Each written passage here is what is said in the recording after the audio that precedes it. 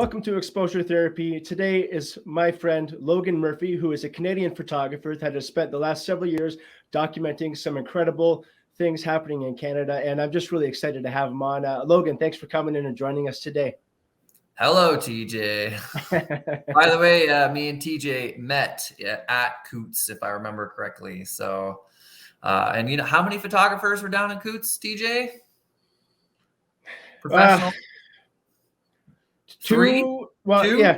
And then Rebel News. And Rebel News. So I met TJ in Coutts, and it was like, oh, fellow media, what's up? Instant buddies. So I've had a lot of joy and pleasure following you around, Logan, on your different feeds, just keeping up with what you're doing, and we'll get into all of that. But before we get into kind of how we met and what was happening there, I'm just curious, you know, what's your backstory? Like, how did you make the venture into photography? Like, how were you introduced to it in the first place?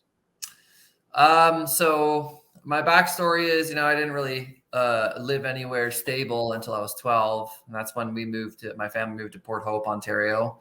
It's about an hour east from Toronto. And, you know, I was one of those people that didn't really care for school or excelled in school with the homework. I wasn't a big fan of that.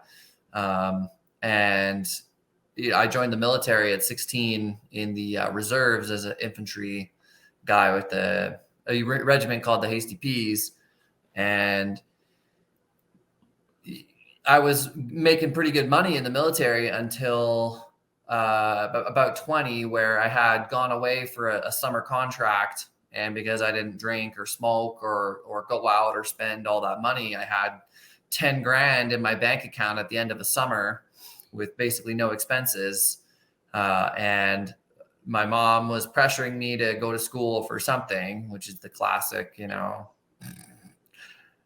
time to go to school. So I went to Durham College for video production because this was kind of the time where the internet was becoming a lot more accessible, especially with sharing video, because, you know, as we're roughly the same age, you and I grew up when the internet, when I was a child, it was like loading basic web pages. And, you know, we were one of the first classes to really start doing typing lessons when I was in, say, grade 3 or 4. You know, oh, we got to get you on typing. So we now live in the era where doing extensive video work on your own stuff and uploading it onto YouTube is becoming a lot more feasible. And just as somebody who was playing a lot of video games, I was really into all the video gaming montages, because some of those video game people, you know, their editing skills are off the charts, and the videos are just showing them, you know, poning noobs with some serious flair. So I was really into it. Wow, I could get some video editing skills and become a video editor for something. So I actually went to school for video editing at Durham College.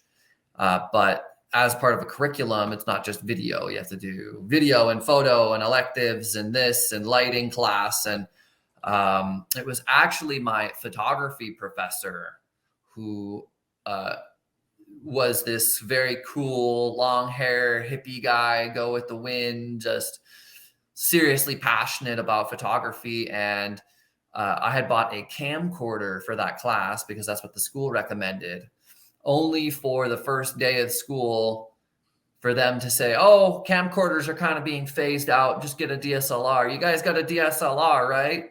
If you got a camcorder, okay. But I went out and I had spent, you know, $1,200 on a camcorder used from Kijiji, or else I was going to be paid. So I'm like, wow, here we go. Here's those school costs coming in hot.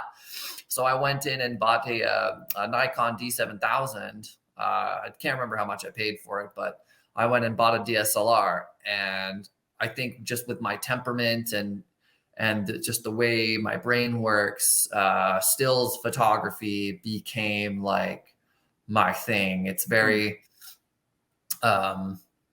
single moment priority, whereas video is, and I film documentaries and it just hurts my head. Video is like staring at your DSLR screen, like making sure with pure focus. And I don't really do that nearly as well as click. And then like, you know, if you're good, your job's done essentially at that point. So I learned from, his name is Bernard LaRue, and he runs a company called Northlight Productions out of Cannington, Ontario. And that's it.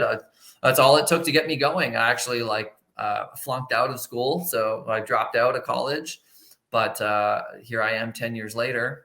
That was in 2012. Here I am 10 years later, making photo books and having my photography published on websites and in news articles. And I still do photography, but I'm starting to get a little bit more into video production because there's just something, people are just so down for video and watching the movie. But my counter to that with photography are photo books, which I do photo books like this, which we'll get to. But that's it. So I've been doing photography for 10 years, and it is totally my jam. And I definitely know I'm a very good photographer through looking at my own photos and the feedback I get from printers. Every single printer I've ever been to tells me I have the eye, whatever that is. Have you been told you have the eye, TJ? I've been told I have a lot of things, but I don't know about that one. Okay, well, I get that pretty routinely. So what is it? Because I feel the same way that you do about stills versus video.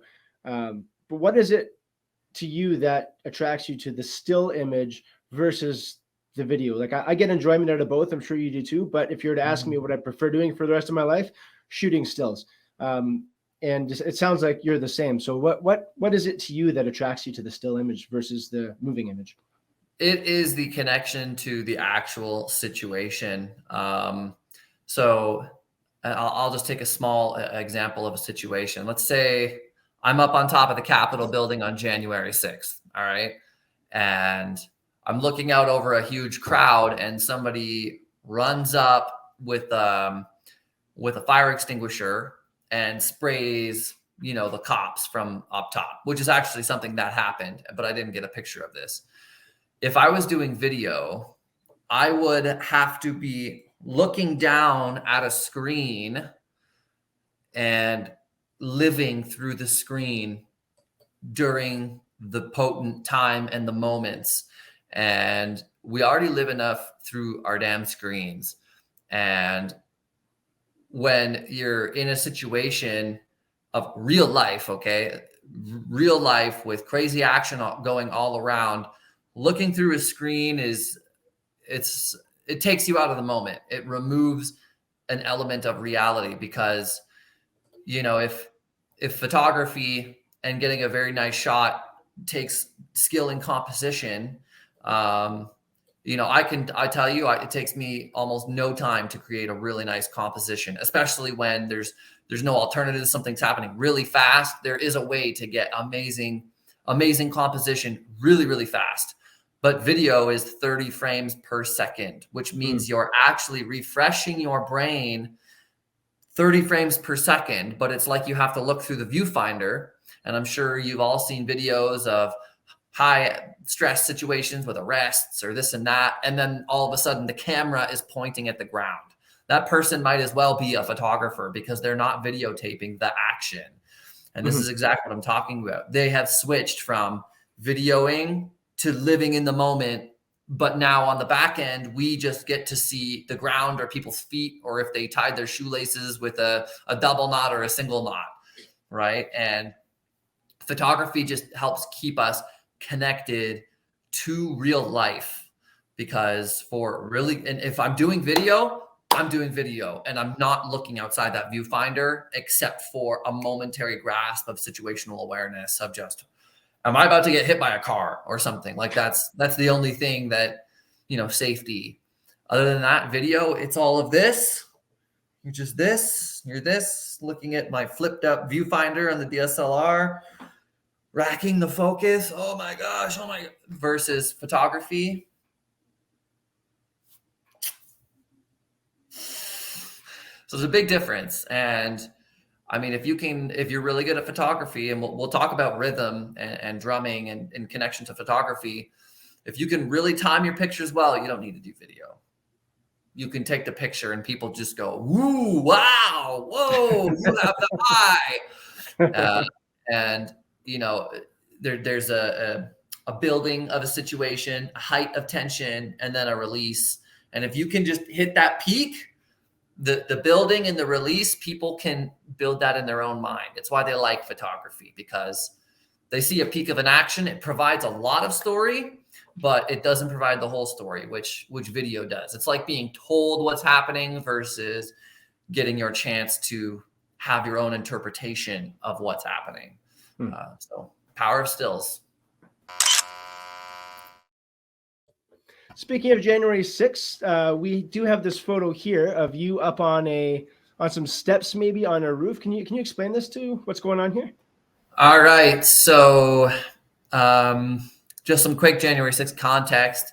I went to January 6th just off of like a gut intuition. It was a really potent day of American history without even knowing about all this, because, you know, Trump was calling his last rally before his presidency ended. And the Capitol building was certifying the Electoral College on the same day. So I'm like, hey, there's two big things happening. I'm going to go. It ended up, there was a whole ton of people leaving Trump's speech, which was actually at the Washington Monument, which you can see in the photo. And people were walking over to the Capitol. And I walked over to the Capitol, and just due to the nature of photography and being close to the action brings out the intimacy, I was right near the front of where the agitators pushed past the police. So I was one of the first 100 people up on the building. And this is on the northwest side of the Capitol building. You're going to have to go look at a map yourself. But this was, I think, about an hour and a half up on the building. And I just turned around, and this is on, it's on some sort of granite steps overlooking like the middle. So if you look at the bottom left corner where the left guy's bent knee is, that is exactly where Joe Biden gets inaugurated 2 weeks later. So if you look at the Capitol building, you'll see it. And there's just, this picture is one of my favorites from January 6th, because it shows this like glamorous side of January 6th. You know, this photo doesn't contain any violence. There's no narrative you can ram into this picture. Nobody's being hurt. It's just people very triumphantly waving the American flag up on the building. And, you know, because we live in a narrative warfare kind of world, this picture just shows, you know, a peaceful and glamorous side to January 6th, where the mainstream media uses their influence to paint this day as a black mark, as a terrorist attack, worse than 9/11, which is just so obtuse. And this picture just shows some power and some glamour, I'd like to say. So it kind of flips. I'm simply providing a flip side to their narrative of dark and rude and bad. But this picture shows the flag flowing and flying with the huge crowd. And you can see that the police down in the corner with some smoke. So there's the Americans and the police. There's a little bit of push pull with, you know, who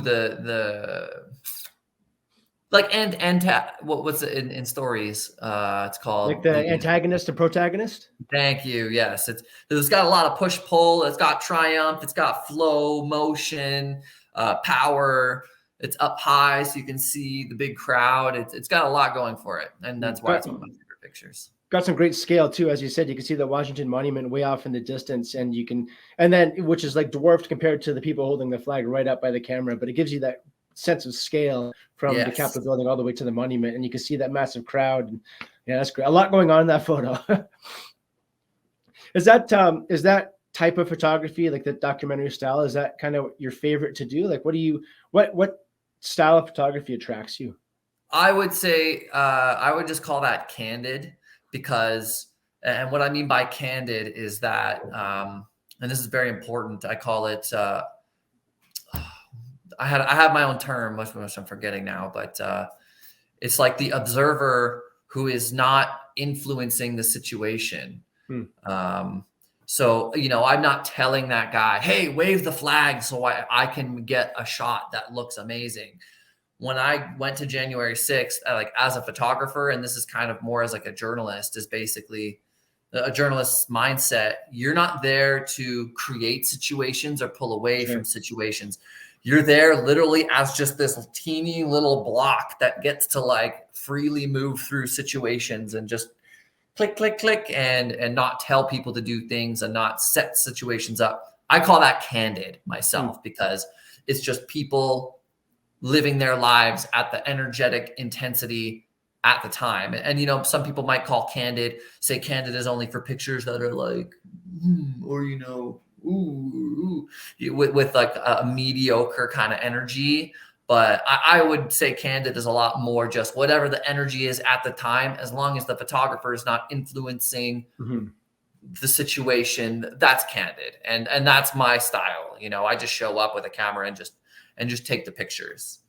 Right. I like that too. That's the big difference into two kind of broad categories of photography to me are what you just said there. There's somewhere you're creating a moment, and it could be you're styling it. You have the set, you have the makeup artist, you have the everything, or it could just be, hey man, you mind waving that flag a bit? Like that's creating a moment as well, versus purely capturing it, which is the more true documentary photojournalistic aspect of it. And I just like you, I love that. I love that style where you're not influencing it. You're just there to kind of show what's happening organically. That's right. So you spent some time in the military, and you did some photography in the military as well. Was this an official capacity in some way, or was it just something you did on the side out of your own love? Yeah, that's correct. They have a trade called image technician in the Canadian military. I was not that. I was just an infantry guy who, had an artistic talent. And walking through any armory in Canada, you will see historical photographs of the units on the walls, and, maybe some background shots of them training. Who took those pictures? Somebody had to take those pictures. And just in the modern era, I'm like, hey, I have this talent, and I can stuff my camera in my rucksack, do infantry work like as normal, but just whenever there's a break or I'm not needed, or if there's less pressure during, say, like maybe not a field training exercise, but if we're, around the armories, or I'm just waiting in line for my turn to, say, do a drill or whatever, I can just quickly go into my bag and grab the camera. And my leadership was pretty lenient with allowing me to go around and take pictures and then just jump back into line. So it's doing double duty, infantry and photography. But yeah, it was just for the love of the unit and get pictures of the guys, boost morale, and have records, right? So and I got a lot of really cool pictures. And then because the military is a bit of you could call it a secret society, essentially. People can go in and ask questions, but as far as like every night training and what we do during the week or during the weekend, like civilians don't really get an opportunity to just show up and just job shadow the military, right? That's like a security breach, so getting pictures from inside that environment is really unique in my opinion. So awesome. Yeah, which is why I sent you a bunch of pictures, because let's take a look at some of these. Oh, there's one. All right, so this is this picture is from a perfect example of me doing double duty. So basically, this is a pool in Kingston, and this is assault pioneer training, which is basically like a low rent engineer. And engineers, they'll use tools like diggers, and they have like, whole trucks dedicated to, say, building bridges. this is a mix of infantry and engineer. And as an assault pioneer, we have to learn to drive assault boats. So this is capsizing drills. And, this is me at the pool. I did my capsizing drills, and there's only one boat in the pool at a time. So I run and grab the camera, and I'm there taking pictures of the other people doing their drills. And what's really unique about this picture is that the two people who have their backs turned to the camera are actually a couple. They're married. So I say this is my hardest couple photo I've ever taken. Quite the engagement photo. Yeah. And so basically those three guys, they stand up on the top, they grab the ropes, and then they just lean back. And then you need two people on the underside to get inside the boat when they flip it. So that's what's happening. And, I'm just standing there on the edge taking the picture, but the high action with the water dripping off of the couple there, and the facial expressions, especially of the guy in the middle, he's just exerting all the effort he can to get that boat up. So there's a lot of, there's literally a flipping motion in this photograph with all the stress. It's a high action shot. And if anything outside of Candid is high action, and that's what I really like to do with my photos. Nice. All right. What's this one what's going on here? So this is at a machine gun range, and again, I'm not on a gun. So I run to my bag, grab my camera, and I'm taking pictures of the guys shooting. And what's happening, this is a perfect example of being able to really get your timing down with a photograph. You can see that this is a barrel change. So basically when you're shooting a whole bunch of bullets, the friction of the bullet going down the barrel makes the barrel hot. And because it's a machine gun, it gets really hot. So every belt, you have to switch the barrel out and let one barrel cools off while you put another one on. So you have two barrels while you run around with a machine gun. And this is just a perfect capture of, the number two on the gun crew pulling the barrel off, doing a barrel switch. And if you were to zoom in right where the gun and the barrel is, I don't know if you can zoom. I'm not sure that I can. Yeah, but if you can zoom in on the picture, you can kind of see it. You can see the radiating. Smoke. No, you can see the smoke and the radiating heat making a waveform like you would see on off a hot pavement on a hot day. So if this was printed really big, it would look really fantastic. And it with the bokeh, it really brings you into just that one little area where the action is, especially if it was printed large. There's the warping of the light with the heat.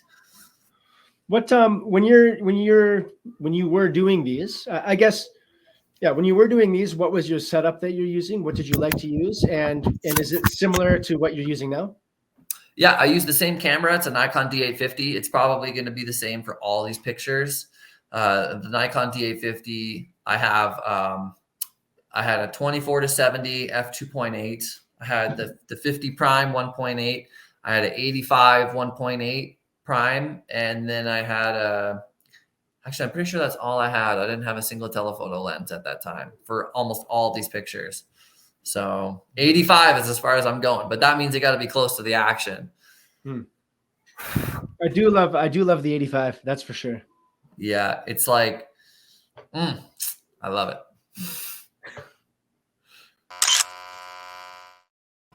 All right. What's going on here? Okay. So this picture was I was doing recruiting for the Army at a music festival, country music festival. I can't remember where it's at, but it's one of the biggest country music festivals in Canada. And basically the Skyhawks showed up here to do, a show because it's just advertising for the Canadian military. People see parachuters and, wow, I want to join. And these guys were just coming in doing their trick where they have little straps on them, and they hook their feet in the strap, and then you get this triple 3 guys, spinning essentially or parachuting down. And if you were to be able to zoom in really, really close on the parachuter guys, you would see that this picture is taken just at the moment where the guy has his feet outside the loops.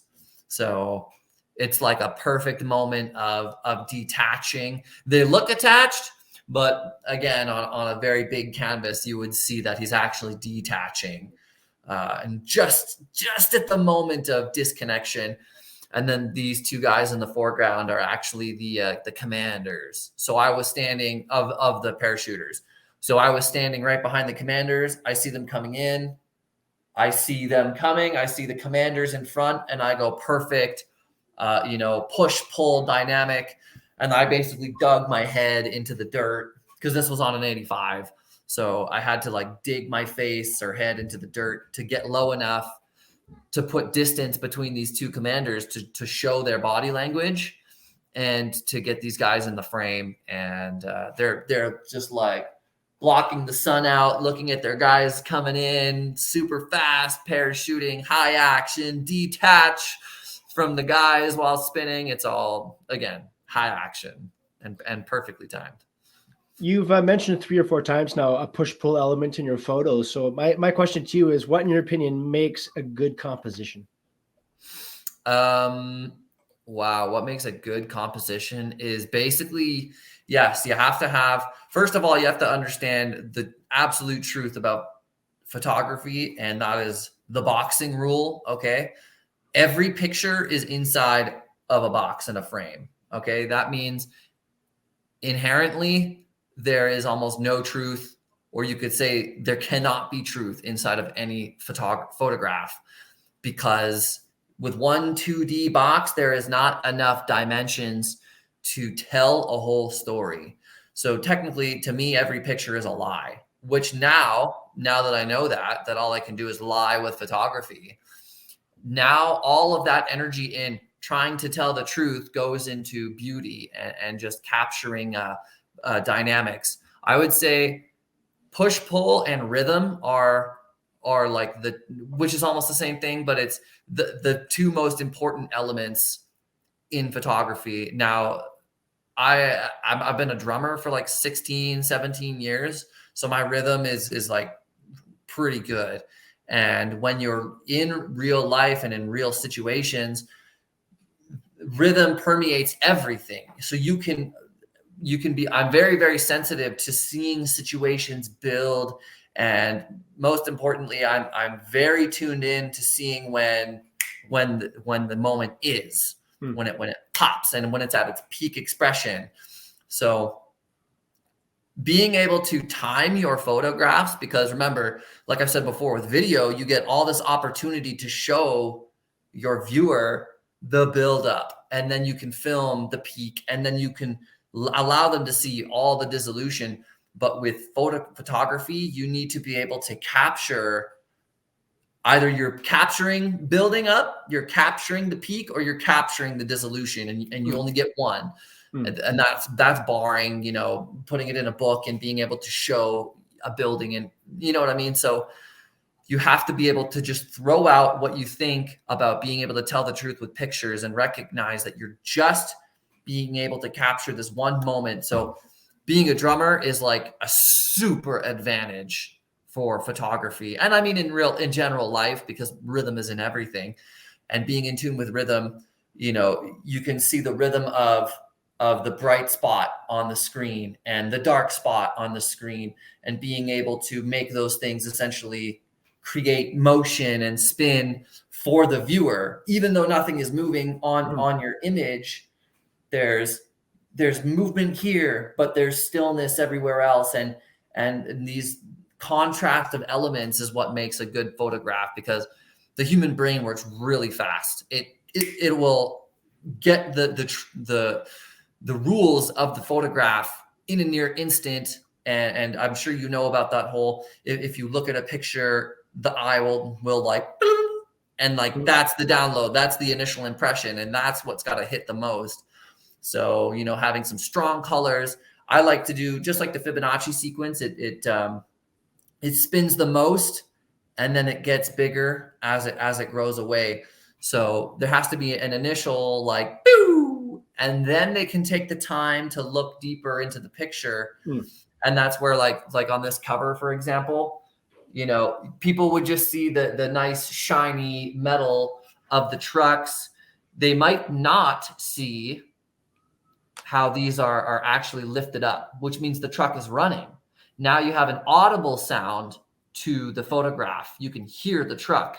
And this flag here, it's on a crane, right? But inside of this box, it doesn't take up a lot of room. You know, people would recognize it's a Canadian flag right away, but they don't recognize, whoa, wait a second. That flag is actually like 100 feet big. So initially the impression, okay, we just got some trucks and a Canadian flag and they're parked. And the text and will generally absorb a whole lot of brain processing power during initial impression. A freedom fighter, trucks, and a flag. Okay, this is definitely freedom convoy related in Canada. But that's just the initial quick unraveling of the Fibonacci sequence. And then, oh, look, they're up, they're rumbling, the truck is on. So that means, you know, somebody's moving or there's some motion.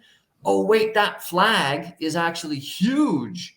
Look, it's on a freaking crane. So being Sorry, go ahead. Being able to just, and then this is where being able to have rhythm and being able to work really fast is important, because if you can see something like that, boom, you have to capture, oh, look at this movement and the stillness, boom, and you capture it really quick. Just to give someone some reference to the size of that flag. Oh, yes, pull it up. I have it here. Where are we? Just uploading now. Yeah, so the flag went up on the Saturday, I think, or anyways, here we go. Boom. So that's that same flag. So just to give you a size, you know, give you some scale with all the guys standing there. Yeah. Anyway, there we go. So okay. What when you're shooting this, you talk about having an understanding of rhythm and the kind of the living, breathing of a scenario as it evolves, and being able to know when that decisive moment's going to happen to capture it, to get that click. Do you have your camera set at certain specific settings to make sure you get that? Because there's nothing worse than having like getting a banger shot, but then the focus is off, or it's blurry, or it's too dark, or whatever the case is. So is there kind of a general, I guess with ISO, it's going to be different based on the, you know, your night, your day, your inside and everything, but is there like a depth of field that you prefer? Like, what do you like to shoot at? So my settings flowchart, you could say, is basically I run auto ISO all the time, because the Nikon D850, it has such a large sensor that the ISO is not actually too much of a problem. Even at 6,000 ISO, it's like 6,400. It handles it quite well. So basically, now my only consideration is it dark enough for me to actually have to care about my ISO? If not, just auto ISO. And I mean, shutter speed, then all I have to worry about is just shutter speed and f-stop. And now I believe that the f-stop is, the aperture is more important than the shutter speed, because for like most situations, because that is what will be providing the depth of field. That directly affects the presentation of the photograph and where the plane of focus is. So you have to be very cognizant of what you're putting in focus. And because of general rules of motion and stuff, if my shutter speed is say at 1/60th by accident, I just go, oh, f1.8, 1/60th. The only thing I have to worry about is overexposure or motion problems. And motion problem isn't as much as a problem, because, hey, generally, if you don't intend, if you want something to be pin sharp, you know, you're going to check your shutter speed. But if you're not nearly as worried about that, I'll just run around at shutter speed, you know, 1/400, 1/250, just enough to get a generally pin sharp thing, because with photography, you have to be really dialed in. When you click that shutter, internally, you have to be very still, because the sensor is like the very final medium where the light is being captured and translated. So if your translator is drunk, which would be the sensor, and you're moving around, you're influencing all of the stationary things in the shot to have motion blur to them. So one of the things I'm really cognizant about is being really still. Even if I'm click, I will be pin still. And then the only things with motion will be shown with motion. And if I make a mistake, which obviously I make tons, which is really fun in photography, actually going, oh, my shutter speed was too slow. And the whole thing is blown out because of auto ISO. Then it's okay. Then you just whatever, fix it next time. Because some situations do happen so fast. And maybe I was inside. So I click the shutter speed to 1/60th or 1/50th at f2 or 2.8.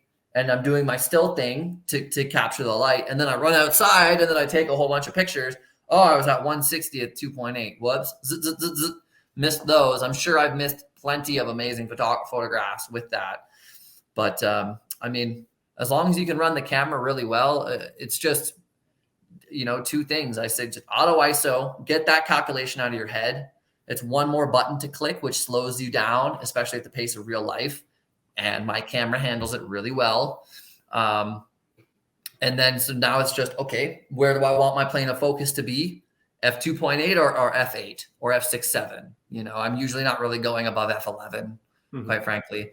It adds this weird sharpness kind of thing to it. I don't like it too much, but, and then you have to decrease your shutter speed a lot. And then other than that, it's just, am I going to be pin sharp?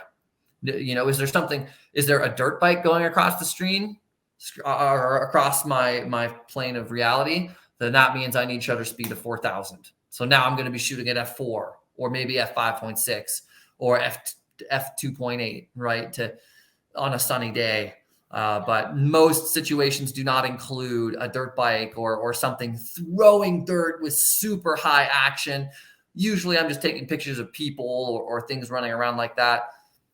1/500th of a shutter speed, you can just keep it there. If it's dark, I put it at 1/60th, but now in my head, I'm just running auto ISO 1/60th. And now all I have to worry about is either the lowest f-stop I can be at, or I get, f4 and like, that's as high as I can go. And then I have my calculation of movement. I have to be really still when I'm taking the picture. So it's kind of like being in school, running down the hallway. You run down the hallway, but when you go across the window for the other classroom, not running. So. Today's episode is brought to you by Prairie View Photo Tours. Prairie View Photo Tours invites photographers of all levels to book their all-inclusive, authentic Alberta adventure at pvphototours.com. Talking about shutter speed, I'm just going to jump to this photo here because you must have had a very high shutter speed for this one. No, that is low. Oh, all right. That's very low. That's probably like 1/20th or 1/15th of a second. Okay. Because as you can see, the motion is being blurred in the wheels and the road is all blurred. And I actually think it's kind of interesting that you thought it was high because while there is high action and the car is pin sharp, everything else is blurred. And that is actually what makes these rollers really special is, I'm in a car right beside him. We're probably doing 90 to 105K an hour on this highway. And I hang out of the vehicle. And this is where having a continuous high comes in really handy because with rollers like this, 98% of the photographs are not good. They're either the car has blur inside of it because, like I talked about before, the camera itself has to be still if you want sharpness with low shutter speeds.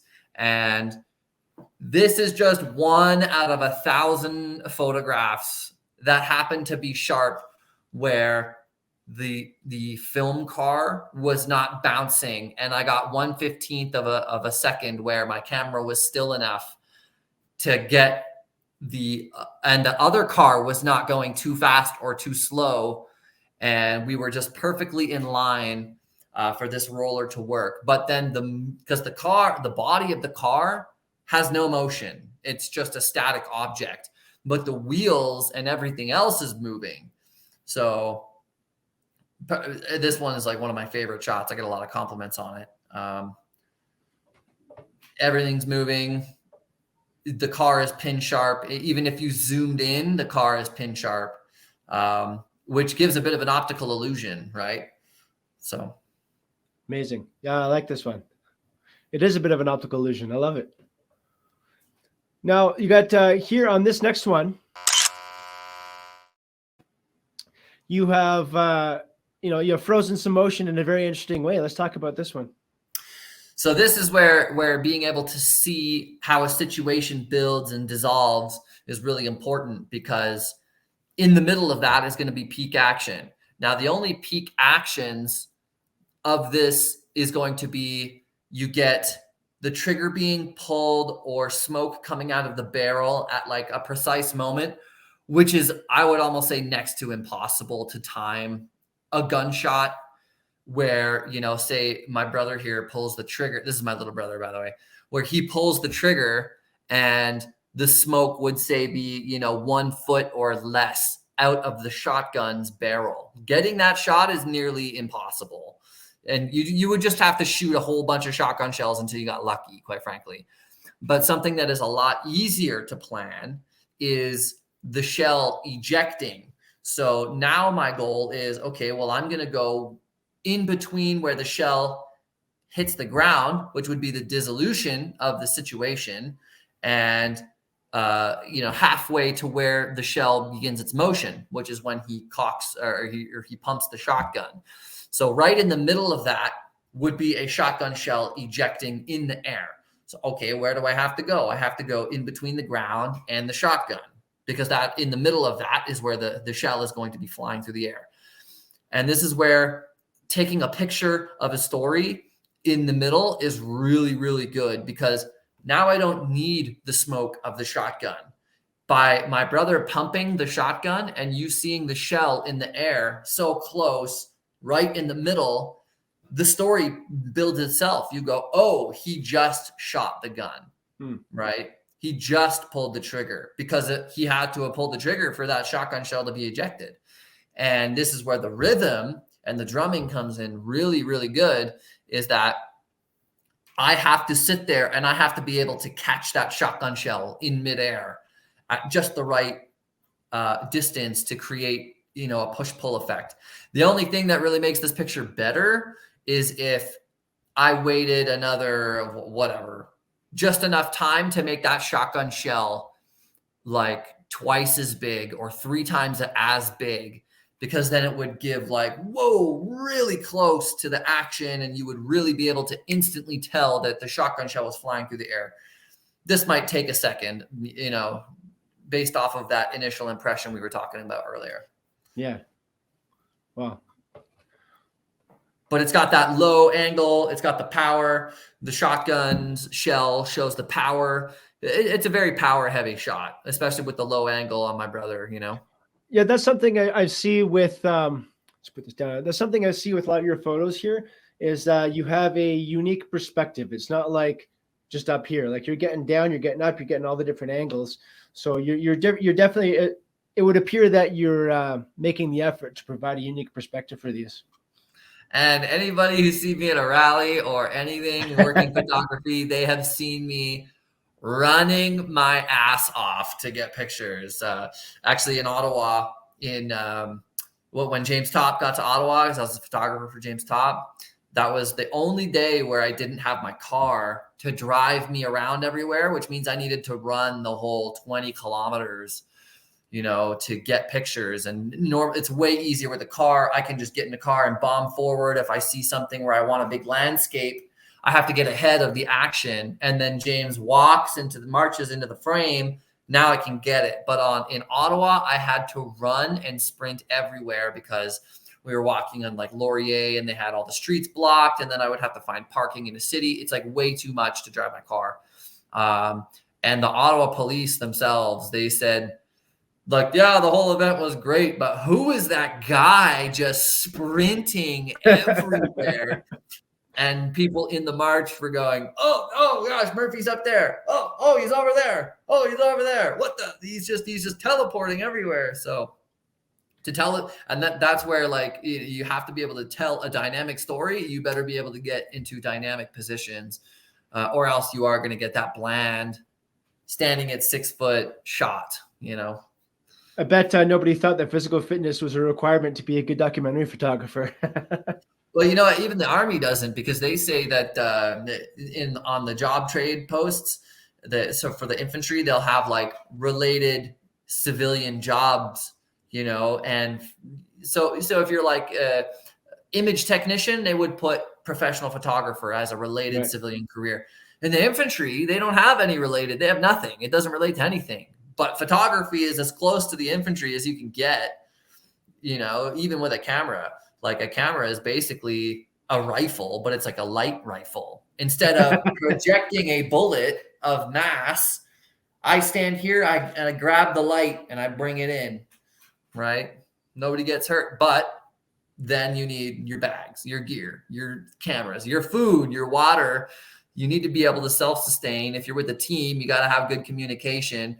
Set the light up here, do this, troubleshoot on the fly, you know, and the sprinting and the physical fitness. So if you wanted to be infantry, but you don't like killing and you want to be an artist instead, just be a photographer. you mentioned running around there with James Topp. I'll pull up this photo. And this you caught while you were, it looks like probably in BC with James Topp. Can you explain this photo and what your experience was like on his team? Yeah. Okay. So we'll talk about the picture first. Now, it's unfortunate because this picture actually, it really deserves to be blown up, like really big. And like we said, you don't really have a zoom. But here, okay, so we've got James Topp and the crew marching on the highway. And this is actually the Snowbirds training team. And the Snowbirds are like the stunt team for Canadian Air Force, who do just like the guys who were jumping out, the parachute guys, the Skyhawks. These guys do that, but with planes. It's like a PR team, and this is their training team. So these 4 propeller-driven planes were flying in formation, and they had flown over us the day before. So I guess they knew James was coming through, and they went looking for him on the highway as part of their training. And the next day they came back, and there was 4 of them. And this shot is a perfect example of physical fitness, because this is my 85. I saw them coming, and I could see that they were going to intersect with the sun, which is a really, really cool background because it's going to be blown out. But apart from the whole sky, it's like a perfect point of focus. And it's a frame inside of a frame, right? But I was kind of out of position to get James in the frame. So I saw it coming, and I sprinted basically as hard as I could. And I was laying on the ground taking this picture, because as you can see, these planes are moving fast as well. So I had to get on the ground to get James in the frame. But then I also had to be able to squeeze the planes into the sun's framing. And James is pointing at the planes. So if you were to see this in a really big frame, you know, the mountains provide the stability and the foundation of structure. You can see their feet just barely, which I think is really important in a photograph, because, you know, it gives reference to where they are standing. You know, maybe they're on a pile of dirt. You don't know. And because you don't know, the brain will make up its own assumptions, or it will just make the photograph feel incomplete. So you can see me as low as I can. I have just a tiny little bit of frame with their feet showing.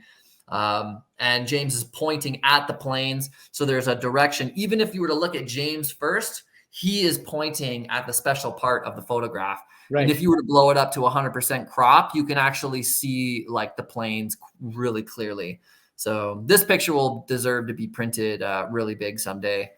And this is one of my favorite pictures of all time for sure.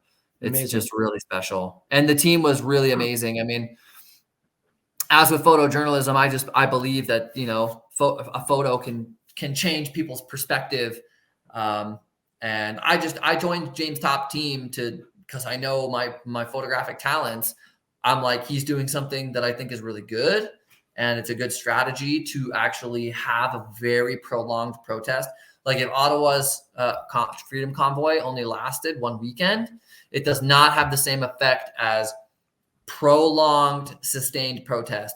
And James's was prolonged, sustained protest for 6 months, essentially. So I just showed up to bring attention, because if somebody doesn't see it on the first month, they actually have 3 months later to figure it out, and it's still active. So that's what I did, and the team was really good, and what James did was really good. I was just talking. I really want to find General Wayne Iyer in public and go, oh, hey, General Wayne, you know, what are the physical feats? You know, what are some of the physical feats of some soldiers, you know, recently? Have you been to the marathons and this? Can you bring one up? Oh yeah, I was at the triathlon. Our soldiers did great. Well, what about James Top, who marched all the way across the country? Why didn't you bring that up?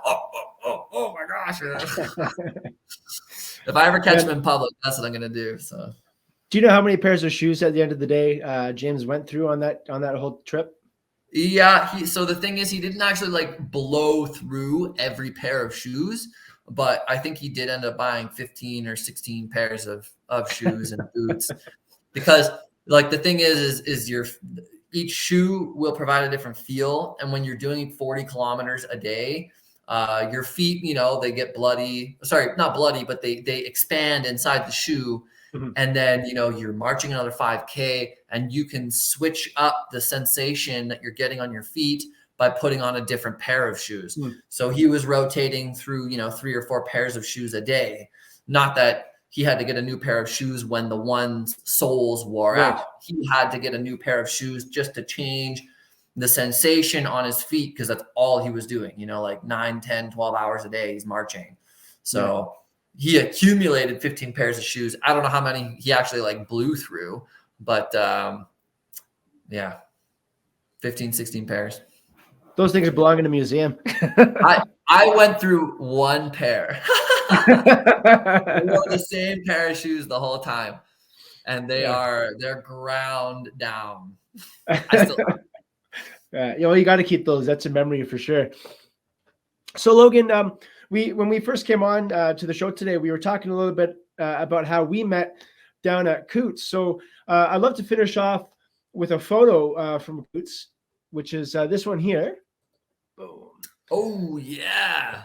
And I just love for you to tell me the story behind this, and also just this episode is going to be airing on the anniversary of when this photo was taken. So let's chat about this. So this was the first day I got into Coutts. I had spent the first couple of weekends, or I had spent the majority of my time actually at Milk River, because the road was blocked and I didn't know how to get around into Coutts. So this was on the Thursday, maybe February 8th, I would say, was this picture was taken.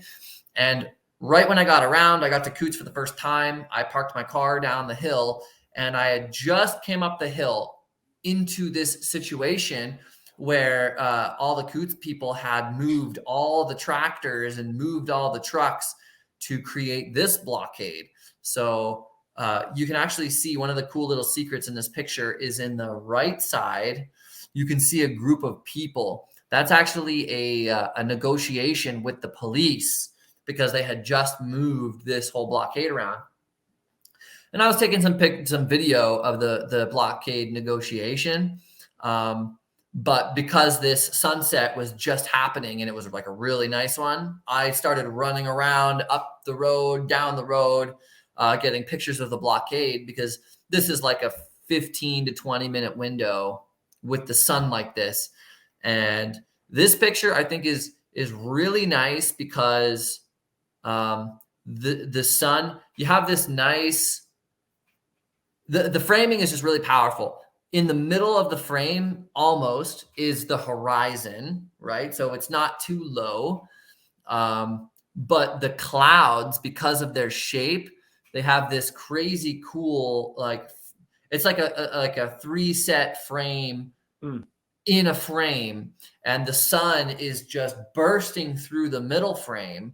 And this is where the contrast becomes really important as an important element of photography. Even without all the tractors and all those people, the clouds created this amazing purple color. Let me see. This amazing purple color in this corner here. So you can see this this push-pull with this bright yellow and this very dark purple. And that creates like a tugging. It literally creates a tugging sensation on the viewer.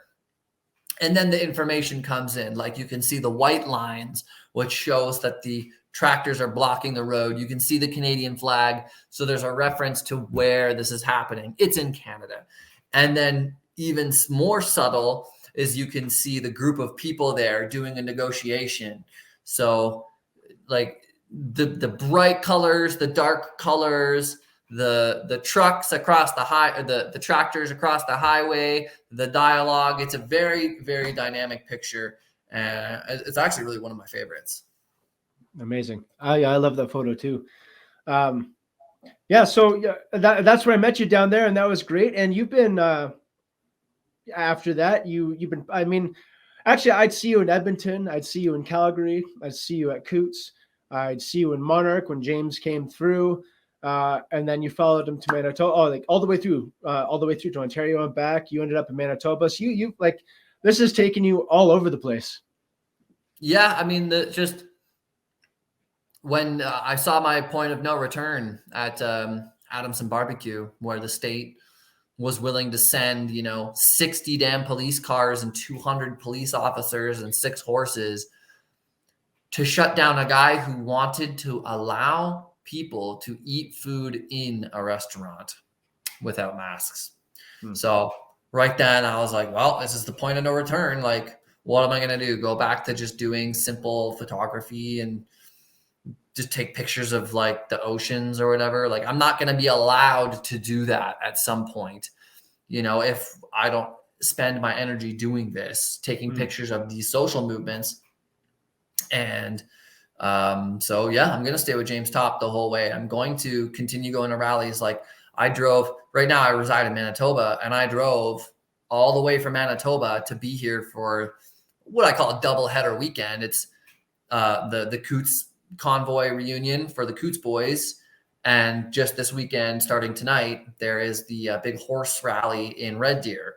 So I drove all the way out here to get pictures, to put together a story, to get drone footage and drone this and drone that, whatever, to get the media to continue putting productions together so people understand that Canada is not what it seems if you're not unaware. So somebody has to bring that awareness. And when you have an extra edge of having a visual splendor and a very digestible visual presentation, like I'm there to just do that because I can do that. Yeah, we are in a unique scenario right now. As both Canadian content creators, we are dealing with our recently passed, I think as of yesterday, Bill C-11, which was the famed internet censorship bill. And the Senate did make like a dozen amendments to it. I don't know what the amendments are, but, let's keep making content while we can. Well, you know what? I actually don't know what it does, but the moment I find out what it does, I'm going to do what I do. Instead of light medium, this is light medium, I'm going to go to my sound medium, and I'm going to write a song that I know will get banned because it's free advertising. There's Streisand. You know what the Streisand effect is, right? You say, oh, there's something happening in the bathroom. Don't go try and figure out what's happening in the bathroom. All of a sudden, human mind goes, oh my gosh, what's happening in the bathroom? And they have to go find out. We can use this to our advantage with advertising, because I'm going to go, you know what? I have some songs out, sure. But I'm going to go and I'm going to write a song I know will get banned, because when it goes around the world, it's going to be able to be advertised, banned in Canada. This song was banned, and now people will listen to it based off of advertising alone. Why was it banned? Yeah. So use it to our advantage. I'd almost say just if they want to ban us, do things that are going to get banned. And sure, nothing's going to come out of Canada, or it's going to be harder to get things out of Canada, but that's what VPNs are for. That's what establishing a relationship. We're going to have to establish a relationship with Americans at the border, and we're going to have to give them hard drives of content and hire Americans to go upload stuff, put it in their computer. Like, hey, there's an industry where you pull something away, there's going to be a vacuum that fills it, and we'll find out a way. And whatever. I don't believe anything the government says anyways. They're going to put it on paper. They're going to say it's law. I might literally get banned off the internet, but I will find a way around. Just like Bruce Lee says, be like water. What does water do? The smallest little trickle of water will make its whole way down a mountain. No matter how big the obstacle, it'll pool up and get as big as it needs to, just to trickle down the mountain again. Water conquers mountains with no effort. So I will conquer this censorship with no effort, and I will use it to my advantage. So nice. You a couple of times you've referenced that one photo book you have there from the Coutts Blockade, and you have another photo book as well. Can you take a minute just to talk about those projects and other projects you have on the go? So as you can see down on the ticker below, loganmurphy.online, that's where you can get these photo books. I do individual prints as well, but these are like my two flagship things. I'll just start with this book here. This is just, I call it the Canada Freedom Movement 2020 to 2022. And I've been in Ontario and Alberta. So these are pictures from Ontario and Alberta. It's way more of a picture book. And because, a lot of freedom people, they don't have a lot of money, or they're spending it going to rallies and stuff. This book's only $40. And there's not even a lot of words in this. This is me just sharing pictures. So this is just time stamped with a location. Sorry, navigating this on the camera is a bit goofy. But you can see it's Peterborough, Ontario, my first freedom rallies, August 2020. And then that's all I do. This is Adamson Barbecue. This book is not too fancy, but it does have pictures from all sorts of Canadian freedom situations that you won't really find anywhere else, combined with the really nice photography. So this is right outside of Edmonton. Nice. With Maxime Bernier and Roger Hodgkinson. And these are some speeches and protests. So you can find this book at loganmurphy.online. Big rallies, silent protests where the firefighters stood up. And this is all. I mean, it's not too big of a book. I think this one's 33 pages, 8.5 by 11. And then this is like my flagship book. I branded my January 6th photos, MAGA Epiphany Wild Wednesday. And this is the one I made on the first anniversary.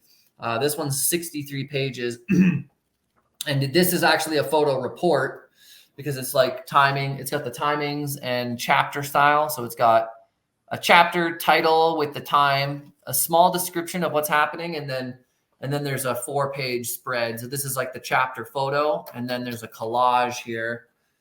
And when you turn the next page, this is all a collage for the chapter. And then you turn the page, and then you get, the next chapter. So, and this is like, if you want to see January 6th and have a real physical thing, not watch video through a screen, there's nothing else better than this book as far as visual storytelling goes. Nothing else better. And you can find this at loganmurphy.online as well. And this one is going to be like, once the narrative flips around and people have a lot better view of January 6th, I genuinely believe this single set of photos, this like 10-hour window, is going to make me able to not work like, a job for the rest of my life, because people are going to view January 6th and what happened as what truly happened. And I've had Americans literally tell me they don't want to buy this book because they don't want it on their coffee table in case somebody sees it and reports them to the FBI.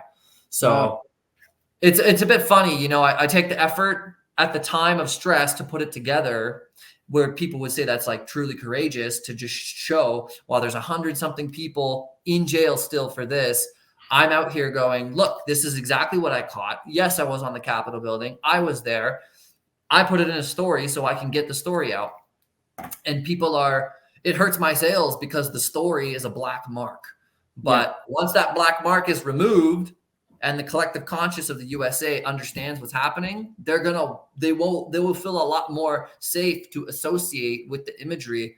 And that is when this book will really take off. So sometimes, you just have to put the effort in to make the book, even though I know in my head that it's not going to sell too well right now. The virtue of doing the right thing, getting the story out, doing a little bit of risk to get the story there will pay off in dividends at the end. And this is where being freelance is the number one thing, because if you film with or do photos for a mainstream media outlet, or you do it for Reuters or something, they don't even own copyrights of their own pictures. Those guys get out of bed to go somewhere to take pictures and use their creative power to not even own their photos at the end of the day. So if they capture something amazing, they can't print it and make $1 million bajillion dollars if that's what it's worth. They just get their salary, and fiat money is worth nothing, as we all know. Yeah. By now. Man, I really want to thank you for coming on today. It's been a pleasure to speak with you. And it's also just a pleasure and an honor to call you a friend. And I'm just excited to follow you along on your different platforms, just to see where life takes you and the work that you produce, because as you said, it's beautiful photography. And I'm just really glad to have you on today, Logan. Appreciate it. Thank you. And there's one thing I'm going to advertise. If you want to see my video production, I have a new documentary. I came up, like I said, to do drone footage and stuff of the convoy. And I already have like a 24-minute mini documentary on my YouTube channel. This is what it's called right there. Innocent Until Proven Guilty, the Coutts Boys, January 28th convoy. And this is a 24-minute documentary. I went through the archives. I got all sorts of video from Coutts. I put the the video from the most recent convoy and interviews in here. So it's got a whole general context story about the Coutts Boys with visual splendor abound on video. And you'll see where rhythm really comes in powerfully is being able to match cuts with music. And it's just the same thing with photography in the real world. The real world is the music. And if you can just cut, then you're way ahead of everybody else. Amazing. Logan Murphy, loganmurphy.online. Also check out his YouTube channel to see that documentary he just mentioned. And look forward to, have you on the show again at some point. Thank you. TJ Kennedy, exposure therapy, photographer extraordinaire. Make sure you check out him at TJ Kennedy Photo. I'm giving you the shout out. You're going to make me blush. All right, brother. We'll talk soon.